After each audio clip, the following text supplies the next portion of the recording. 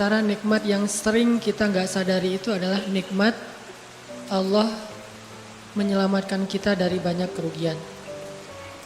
Kalau keuntungan kan kita tahu nih, karena wujud kan. Tapi kalau kerugian, kita seringnya nggak tahu karena tidak berwujud. Kalau berwujud, rugi. Kalau dihindarkan dari kerugian, pasti nggak akan ada wujudnya. Misalnya dihindarkan dari jatuh, berarti kan nggak ada lecetnya ya. Kalau lecet berarti jatuh. Kalau nggak lecet berarti nggak jadi jatuh. Nah ini berarti kan tidak berwujud. Karena nggak berwujud, seringnya kita nggak sadar kalau itu nikmat dari Allah. Tapi kita harus belajar yakin itu sering terjadi dalam hidup kita. Baik itu lecet fisik ataupun lecet hati. Berat. Karena kalau udah kerasa di hati kita kan berarti ada masalah nih. Kadang-kadang Allah menyelamatkan kita dari kekecewaan, dari marah, dari sakit hatinya. Itu kan tidak ada wujudnya karena kita diselamatkan. Tapi yakin bahwa sesungguhnya itu juga nikmat dari Allah. Makanya harus tetap bersyukur walaupun kita kadang gak bisa menghitung nikmat Allah. Karena emang gak mungkin menghitung nikmat Allah. Wa in ta'uddu ni'matallah. Gak mungkin kita bisa menghitung nikmat Allah. Gampangnya misalnya coba aja, ada nggak kita yang bisa ngitung jumlah tetes air hujan ketika turun hujan? Itu baru satu nikmat ya, hujan doang nih. Bisa nggak ngitung berapa tetes air hujan yang jatuh ketika kita lagi musim hujan? Atau sekali hujan aja nih, setengah jam berapa tetes? Nggak ada yang bisa ngitung. Itu aja nggak sanggup, apalagi nikmat-nikmat yang lebih besar. Nah, jadi tetap walaupun kita nggak sadar nikmat Allah apa, tapi kita pakainya bukan cuma dengan logika. Hidup saya kayaknya gini-gini aja logikanya nih. Tapi kalau kita beriman sebetulnya nggak gini-gini aja. Hidup kita tuh harusnya lebih parah dari ini nih. Hidup kita tuh harusnya banyak masalah. Cuman sebagian besar masalah udah Allah hindarkan. Udah Allah selamatkan kita dari masalah-masalah itu. Cuman dikasih sebagian kecil sebagai pengingat buat kita. Kadang-kadang kalau nggak dikasih masalah sama sekali kita suka jauh dari Allah. Karena Allah kangen. Di antara hadis kangennya Allah kepada kita tuh, Allah kalau kangen kepada hambanya dikasih ujian. Hamba yang kayak gimana? Hamba yang kalau nggak dikasih ujian nggak deket sama Allah. Sehingga kalau Allah kangen sama kita, yang nggak deket sama Allah nih suka lupa sama Allah, Allah kasih kita ujian. Tapi ujian yang dikasih juga ujian yang insya Allah masih ketahan sama kita. Karena Allah gak mau ngasih kita ujian yang mencelakai kita.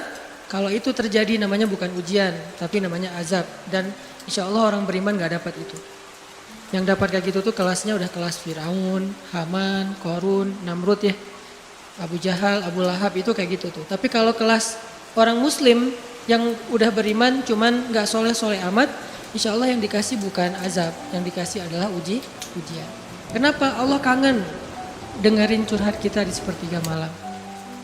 Allah kangen ngeliatin kita menangis dan manja kepada Allah. Allah kangen kita bangun tengah malam atau sepertiga malam berdoa kepada Allah. Allah kangen kita berdiri dan sujud dengan waktu yang lama. Kadang-kadang sujudnya setengah jam, saking lagi berserah diri kepada Allah. Allah kangen. Makanya dikasih ujian dikit. Tapi ujian yang dikasih ke kita tuh sedikit dibandingkan yang Allah hindarkan dari kita. Tapi mana buktinya dihindarkan? Kalau ada buktinya namanya gak dihindarkan. Kalau sudah wujud namanya kena. Kalau gak kena pasti gak ada wujudnya.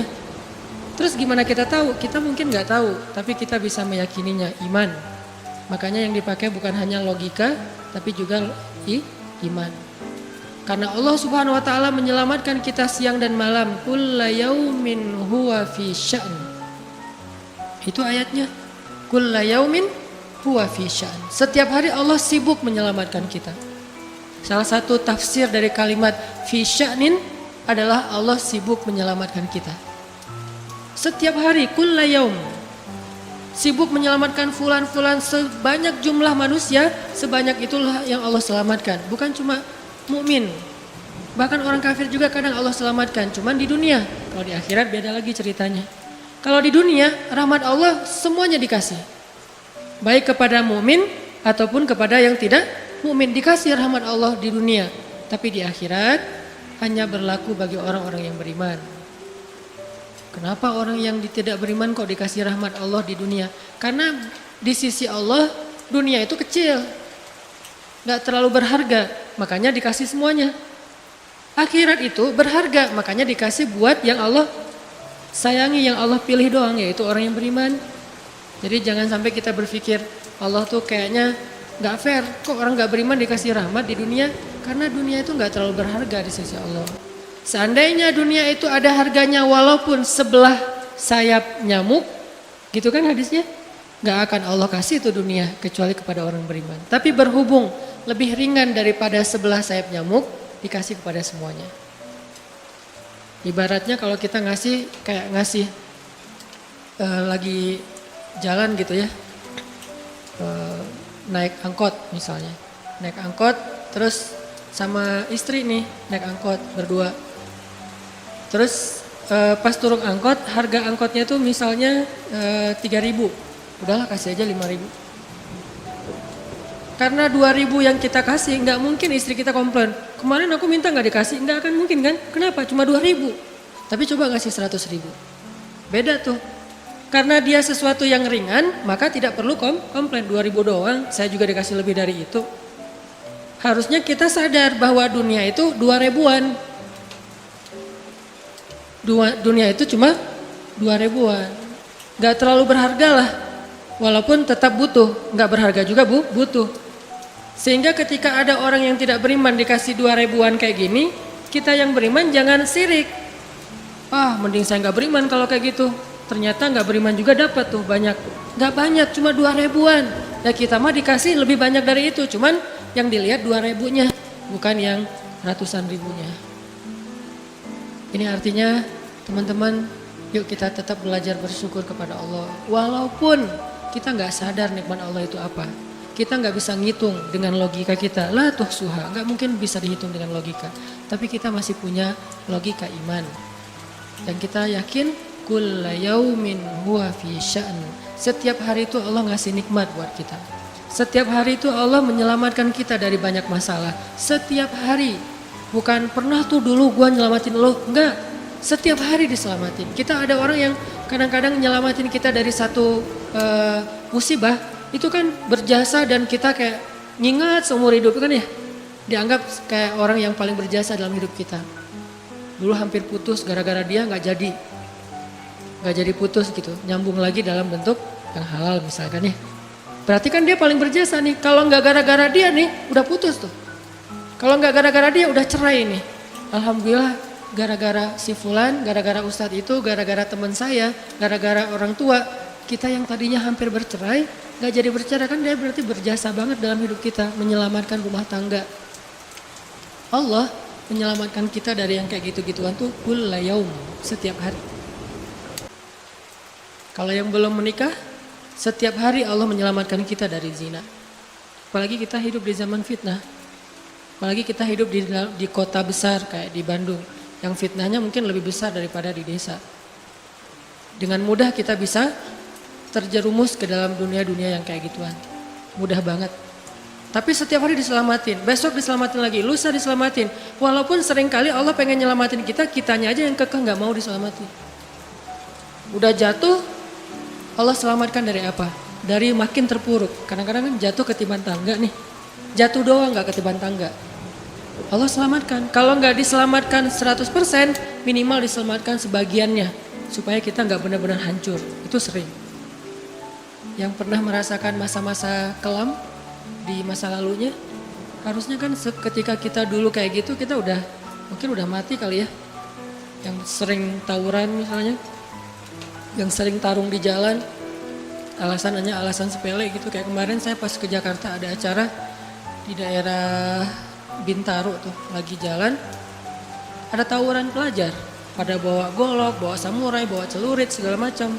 Kita agak-agak kaget karena kita platnya plat D gitu kan, agak bahaya nih di Jakarta soalnya.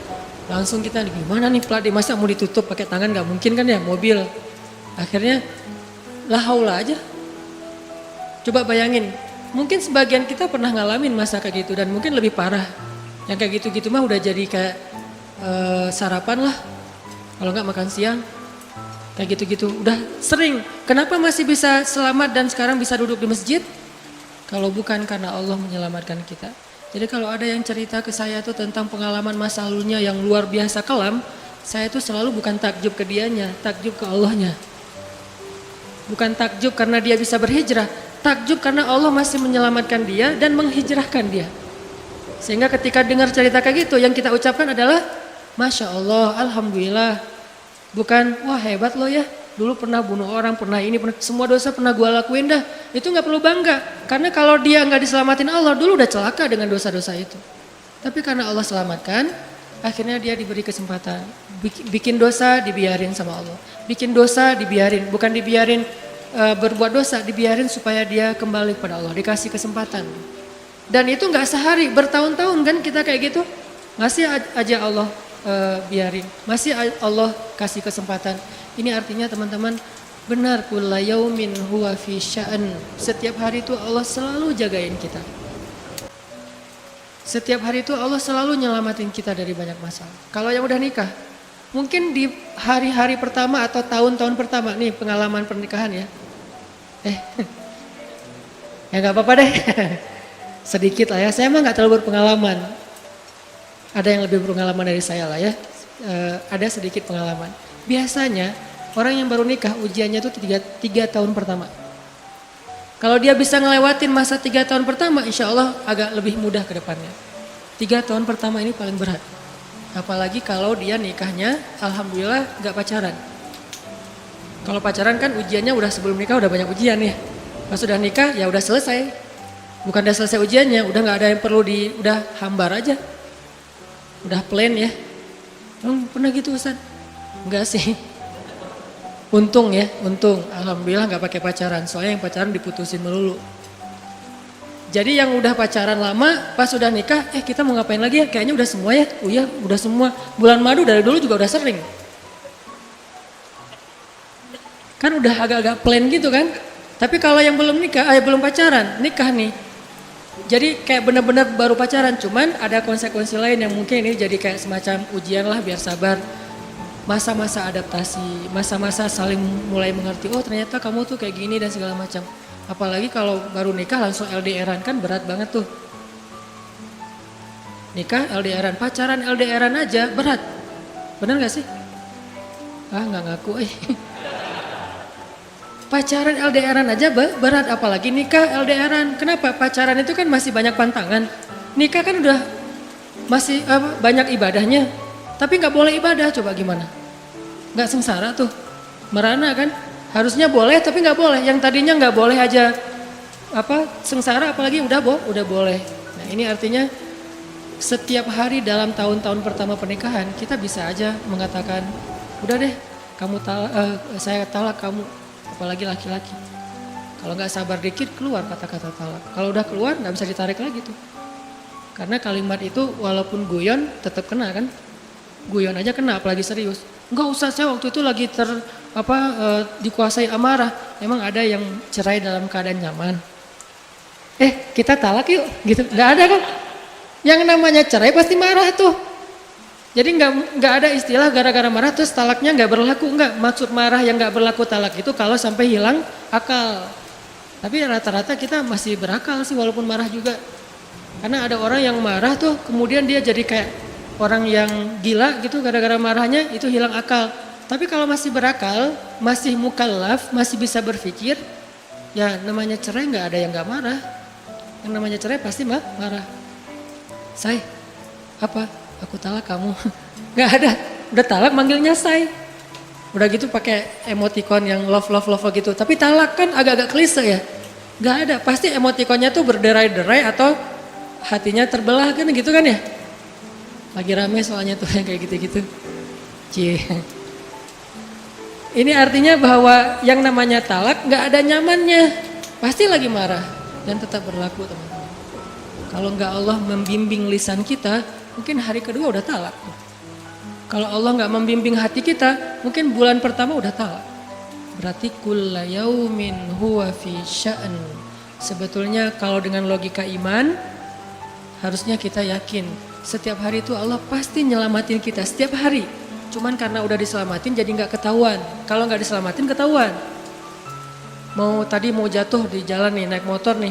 Mau keserempet harusnya jatuh. Tapi nggak jadi keserempet. Atau keserempet dikit nggak jatuh. Kan kita suka lupa kalau kayak gitu kan nih. Kalau udah jatuh baru ingat. Kan saya tadi udah baca bismillah, kenapa masih jatuh? Gitu kan? Tapi kalau nggak jatuh, kita lupa bahwa ternyata perjalanan kita itu dilindungi oleh Allah sehingga kalau udah sampai bilang alhamdulillah. Jadi banyak yang kita nggak bisa ngitung karena memang tidak terjadi. Kenapa nggak terjadi? Allah yang menyelamatkan kita. Kullu yaumin huwa fi sya'an. Sehingga tetap walaupun mungkin kita nggak ngerasain, bilang aja alhamdulillah, alhamdulillah setiap hari aja gitu. Karena nggak ada ruginya juga kita ngomongin alhamdulillah. Satu-satunya kata atau nama yang nggak rugi disebut cuma nama Allah. Dan satu-satunya nama yang rugi kalau disebut nama mantan. Itu nggak enak banget nyebutnya. Kadang-kadang lagi ngobrol sama teman atau lagi kenalan di dalam kampus nih ya, atau kelas anak baru ceritanya. Kan kenalan nih, dipanggil nama sama guru satu-satu. Pas ada satu nama misalnya namanya siapa gitu kan ya. Kita sendiri yang pas nama itu disebut langsung meriang. Nah kamu kenapa? Itu nama mantan saya bu. Kan suka gitu ya. Sampai ada nama jalan bisa buat dia kegeeran sendiri. Saya pernah di Masjidil Haram ada salah satu nama gate. Nama gate tuh, bukan gate Masjidil Haram ya. Kalau gate Masjidil Haram semuanya nama cowok. Kan gak mungkin saya punya mantan cowok kan. Salah satu gate di hotel lah. Itu namanya tuh nama, pokoknya gak usah disebut, ketahuan ntar. Di stalking lagi ya. Ada salah satu gate di hotel besar kayak Zam-Zam Tower gitu. Gate-nya tuh namanya nama seseorang. Pas ngeliat tuh, gitu doang. Coba bayangin. Nama aja bisa bikin kita calangap. Nama, coba. Jadi satu-satunya nama yang kalau disebut itu bikin kita gak nyaman, itu nama muatan. Dan satu-satunya nama yang kalau disebut bikin kita dapat kebaikan cuma nama Allah Subhanahu wa taala. Setelah itu baru nama Muhammad sallallahu alaihi wasallam. Makanya enggak ada ruginya lah bilang bismillah, innalillah, astagfirullah, masya Allah, subhanallah dan segala macam yang ada kata Allahnya. Sehingga Nabi bilang segala sesuatu yang di dalamnya ada nama Allah maka diberkahi dan segala sesuatu yang di dalamnya tidak ada nama Allah maka tercabutlah kebaikannya. Jadi nggak ada rugi. Sehingga sampai nama orang aja yang paling baik itu adalah Abdullah sama Abdurrahman. Walaupun manggilnya Dul, El. Tapi tetap namanya bagus nih. Abdullah, Abdurrahman. Kepanjangan prolognya. Tapi ada hubungannya. Allah itu kalau kangen sama kita, Allah kasih kita ujian. Makanya jangan bikin Allah ngasih kita ujian kalau kangen. Tapi ngasih kita nikmat. Kenapa Allah kasih kita nikmat? Soalnya kita udah biasa, nggak perlu diuji juga, udah tetap setiap malam tuh curhat sama Allah. Bukan pas lagi banyak masalah doang baru curhat. Kalau pas banyak masalah doang baru curhat, berarti pas kita lagi normal, kita lama tuh nggak ketemu Allah, nggak pernah miss call Allah, nggak pernah japri Allah, nggak pernah curhat ke Allah, nggak pernah DM. Kan Allah kangen nih, kemana ya dia kok nggak pernah DM saya, kok nggak pernah miss call saya, kok nggak pernah japri ke saya. Padahal online-nya sering loh. Tapi kok nggak pernah ke saya, nih online-nya masih apa nih? Kan Allah suka gitu sama hambanya, walaupun dengan analogi sosmed ya. Tapi Allah tuh perhatian banget sama kita, Allah nungguin kita datang. Setelah sekian lama kita cuek sama Allah, tiba-tiba kita baru niat mau datang. Duh, udah lama juga ya saya belum japri ke Allah. Baru gitu doang, belum diketik nih, belum typing. Baru niat doang nih, Allah udah bahagia coba. Allah kok baik banget nih sama kita ya. Seolah-olah Allah butuh kita, padahal nggak sama sekali loh. Ghaniyun anil alamin. Allah tuh gak butuh kepada siapapun di antara hambanya. Gak butuh sama sekali. Tapi kayak seolah-olah Allah tuh yang butuh banget sama kita. Saking baiknya Allah. Allah itu raufun, rahimun, karimun, jawadun. Apalagi latifun. Nah latifun Allah tuh. Sangat pengen dekat sama hambanya. Itu Allah. Udah lama pergi nih. Sibuk dengan semua orang dijapri, semua orang dia chat sampai tengah malam chat sama orang lain. Tapi Allah gak pernah dijapri, Allah tungguin. Kalau manusia mungkin kita bisa nyebutnya kayak kesepian gitu. Tapi Allah kan gak mungkin kesepian, tetap aja Allah nungguin seperti orang yang kesepian. Saking kangennya sama kita coba. Begitu kita ada masalah datang ke Allah, Allah gak bilang giliran sekarang aja lo datang. Enggak kayak gitu Allah. Langsung Allah dekap, langsung Allah, ada apa hambaku? Hal min dihaja, apakah kamu butuh sesuatu? Hal min taib, apakah kamu mau diterima taubatnya? Hal min mustaghfir, apakah kamu mohon minta ampun? Allah tanya kepada kita setiap malam, dicuekin lagi. Datang Allah ke langit dunia. Harusnya kan Allah suruh aja malaikat ya, malaikat kasih tahu ke dia supaya berdoa. Enggak, Allah yang langsung turun. Ibaratnya Allah yang ngejapri kita, enggak dirit juga. Setiap malam japri, setiap malam enggak dirit. Padahal online-nya, lasinnya tuh per setiap jam bahkan setiap menit dia online terus. Tapi yang Allahnya enggak dirit, ketimpa lagi tuh. Marahkah Allah? Enggak. Kalau Allah marah, pasti kita udah celaka dari dulu juga. Karena kalau Allah udah marah, maka perhatikanlah kaum-kaum sebelum kalian, kata Allah. Perhatikanlah kaum-kaum sebelum kalian, Ad, Samud, atau tokoh-tokoh sebelum kalian, Firaun, Haman, Namrud, dan seterusnya. Perhatikan kalau Allah udah marah nih. Berarti Allah belum marah sama kita. Tapi jangan sampai batasan waktu yang Allah buat itu kita lewatin, itu bahaya. Karena kalau Allah sudah menentukan waktunya, nggak bisa ditolak lagi sama kita.